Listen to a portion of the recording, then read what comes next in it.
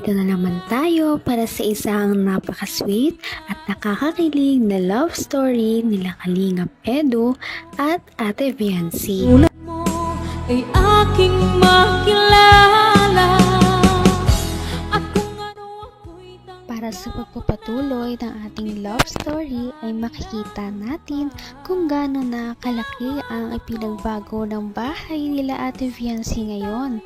Dahil kahit na maulan, bumagyo man, ano man ang mangyayari ay patuloy pa rin talaga ang paggawa ng mga karpintero para sa bahay nila Ate Viancy. Kaya bilang ganti ay makikita natin si Ate Viancy na dadalaw sa kanilang bahay. Bitbit ang mga pagkain para sa mga karpintero. Kaya makikita natin kung gaano talaga siya kabait at gaano kabait ang kanyang puso at hindi talaga siya nakakalimot sa mga taong tumutulong sa kanya. At ito na nga ang mga nangyari.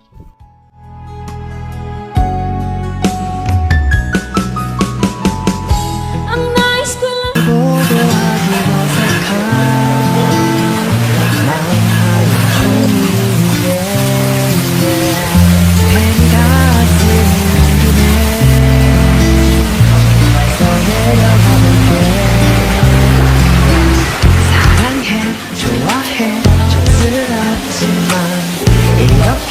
고백해 맛은 없어도 난 지금 진지해 장난하는데 유치해 미안해 하지만 내 Uy, dyan si Biancy. Ano yung Biancy dala mo? Dalan po. Ganda ng suot mo, ha? Saan galing ang damit mo? Ganda. Bagyo po kayo. Sa Baguio? Uy, guys! Kayo to? Sa mga Ha? Karpentero? Ay, grabe. Oh, ikaw magbigay. Eds! Yung kids, tulungan mo, Eds. Ah. Tulong. Kailangan tulong. Kapag lalakad.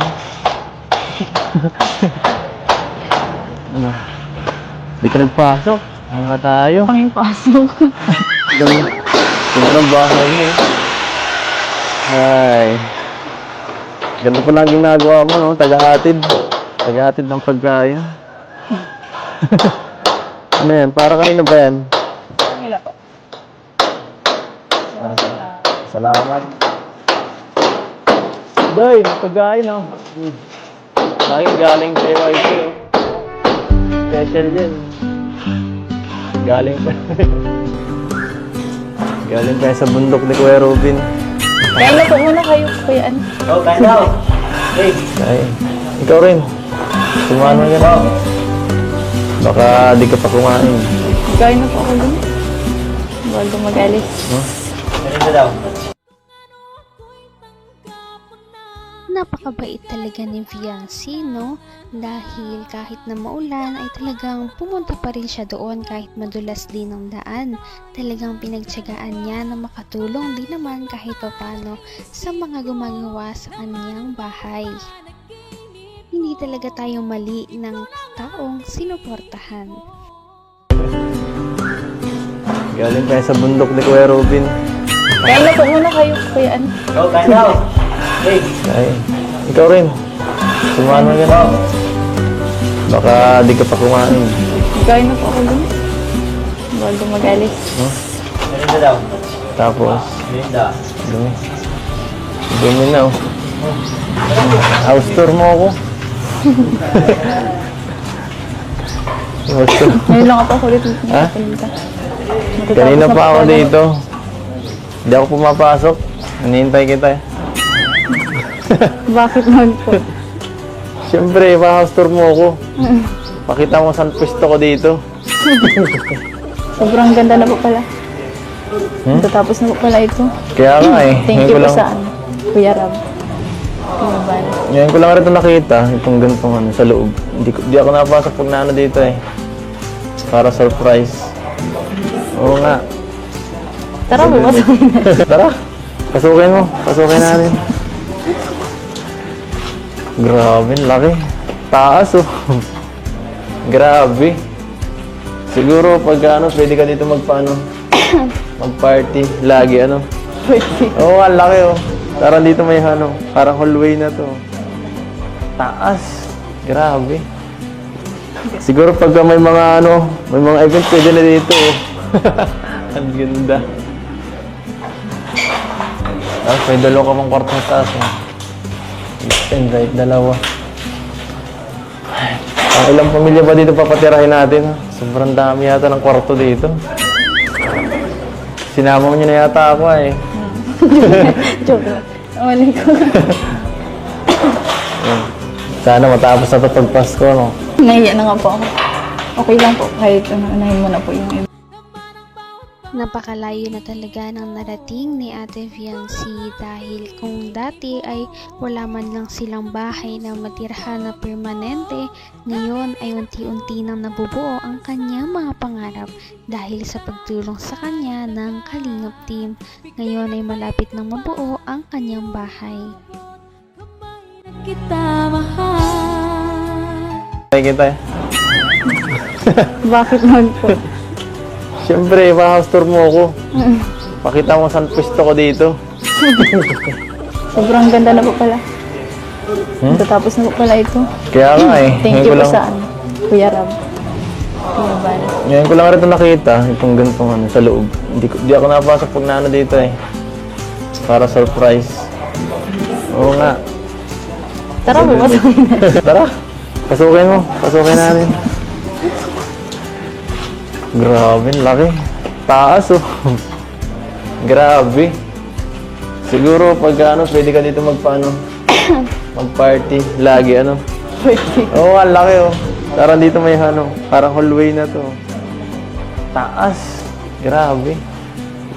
Siguro pag may mga ano, may mga event pwede na dito oh. Ang ganda. Tapos may dalawa ka pang kwarto sa taas oh. Left and right, dalawa.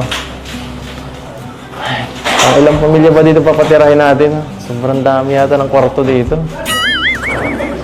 Sinama mo niyo na yata ako eh. Joke lang. Mali ko. Sana matapos na ito pag Pasko, no? Nahiya na nga po ako.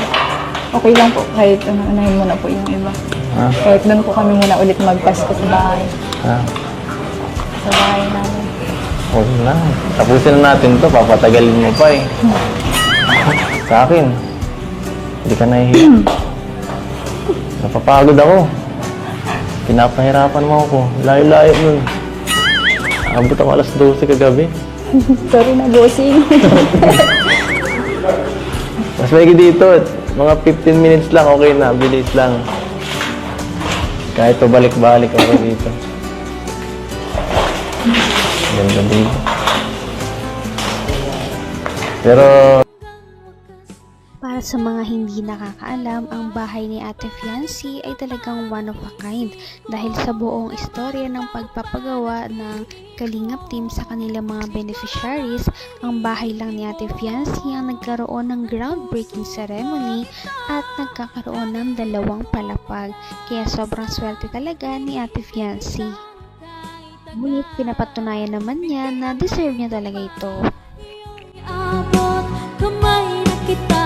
Sa bahay namin. huwag na. Tapusin na natin to, papatagalin mo pa eh. Sa akin, hindi ka nahihiya. Napapagod ako. Pinapahirapan mo ako. Layo-layo nun. Abot ako alas 12 kagabi. Sorry na, bossing. Mas maigi dito. Mga 15 minutes lang, okay na. Bilis lang. Kahit pabalik-balik ako dito. Ganda dito. Pero, sana matapos na, ano? Sige, tara. Hindi ko na. Dito ma-celebrate. Ma-celebrate tayo dito ng Pasko. Joke lang. Bagong taon. Ano? Wala lang paano ba yan? Wala lang Hong Kong. Sana tayo mag-celebrate ng ano? Ng anniversary. Dito na lang po siya. Dito na lang tayo mag-celebrate. Okay lang kahit saan eh. Okay lang. Kasama ka, okay lang. Bye. Kahit saan. Kahit nga doon lang sa bahay niyo, okay lang eh. Ano? Ako po kahit saan. Okay lang naman po kahit saan. Dahil mag-ano. Tayo. Sigurado ka, baka maingit ka sa iba. Sa mga ano. Saan? Maingit ka dun sa mga ibang inyo. Sabi ko, ganyan pa kaya. Di bale. Next year sa Hong Kong tayo. Di ba sabi mo gusto mag-Disneyland? Naku, ganda dun. Sobrang ganda dun. Sigurado Bigay ng may kapal. As usual, kapag silang dalawa ang nagkikita, talagang paniguradong may mga sweet moments pa rin sila kahit na gaano kaseryoso ang kanilang ginagawa. Kaya nakakatuwa pa talaga ang panoorin ang love team na ito dahil hindi talaga sila nakakasawang panoorin dahil sa kanilang ugali at chemistry. Napaka-sweet talaga nila at napakabait ng tambalang ito kaya maraming sumusuporta. Kaya naman, sana ipatuloy natin silang suportahan at mahalin si Viancy, si Kalingap Edu at ang Kalingap team. Yan lamang at maraming salamat sa panonood. Abangan natin kung magkakatuluyan ba talaga si Kalingap Edu at Viancy. Hanggang sa muli. Bye! Ngayon'y abot